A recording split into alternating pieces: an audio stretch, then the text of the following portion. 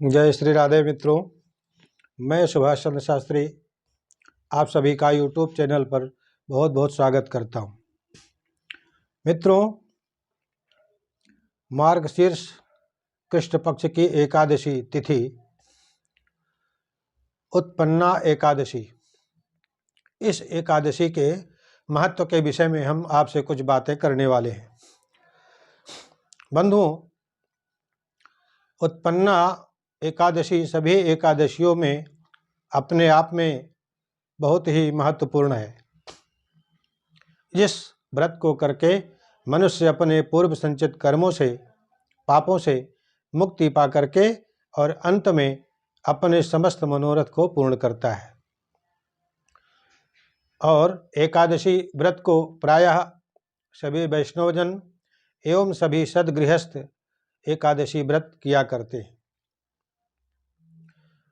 व्रती को चाहिए प्रातःकाल स्नान आदि करके स्वच्छ वस्त्र धारण करें। तदुपरांत व्रत का पूर्ण फल मिले इस निमित्त में भगवान की प्रीति की कामना से व्रत करने का संकल्प करें, क्योंकि कोई भी कार्य बिना संकल्प के अधूरा माना जाता है। तो संकल्प के लिए हाथ में थोड़ा सा जल लेकर के भगवान के सामने बैठ करके और संकल्प करें। संकल्प में देश काल परिस्थिति जैसे महीना, पक्ष, तिथि, वार का उच्चारण करते हुए पुनः अपना नाम एवं गोत्र का उच्चारण करें और फिर आगे बोले कि मम अखिल पाप क्षय पूर्वक परमेश्वर प्रीत्यर्थे एकादशी व्रत महम करिष्ये, ऐसा कह करके और व्रत के निमित्त संकल्प करें। तदुपरांत भगवान का गंगा जल में, दुग्ध में, पंचामृत आदि में स्नान करा करके यथा संभव उपचार से भगवान का पूजन करें, धूप दीप करें एवं भगवान के मंत्रों का ओम नमो नारायणाय या ओम नमो भगवते वासुदेवाय, इस मंत्र का अथवा गायत्री मंत्र का कम से कम 108 बार अथवा इससे अधिक बार जप करें। एवं एकादशी के व्रत का महत्व क्या है, व्रत की कथा का श्रवण करना या व्रत कथा का पाठ करना भी पुण्यदायी होता है। आइए इस कथा के विषय में, जो इस कथा का सारांश है, उत्पन्ना एकादशी व्रत कथा का जो सारांश है वो हम थोड़े से समय में आपको बता रहे हैं। सतयुग में एक तालजंग नामक दानव था, जिसका पुत्र मुर नाम से विख्यात था। मुर बड़ा ही प्रभावशाली, बलशाली एवं बड़ा ही बुद्धिमान था।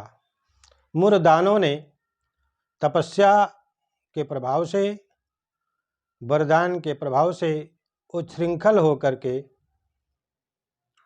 अहंकार में आकर के उसने मौका पाकर एक बार स्वर्ग के ऊपर चढ़ाई कर दिया और स्वर्ग के देवता मुर का सामना न कर सके और अपने स्थान से भ्रष्ट हो गए, अथवा सभी देवता स्वर्ग को छोड़ करके भाग गए। और मुर दानव ने देवताओं की जगह अपने दानवों को, दैत्यों को एक एक देवता निहित करके, बना करके और स्वर्ग में स्थापित कर दिया, अथवा अपना साम्राज्य स्थापित कर लिया। अब देवताओं की जगह दानव लोग देवता बनकर के स्वर्ग में निवास करने लगे। इससे दुखी होकर के देवता लोग भगवान भूत भावन शिव जी के पास जाकर के निवेदन किया कि प्रभु अब आप हमारी रक्षा करें। तो भगवान शिव ने गरुड़ध्वज भगवान विष्णु के पास देवताओं को भेजा।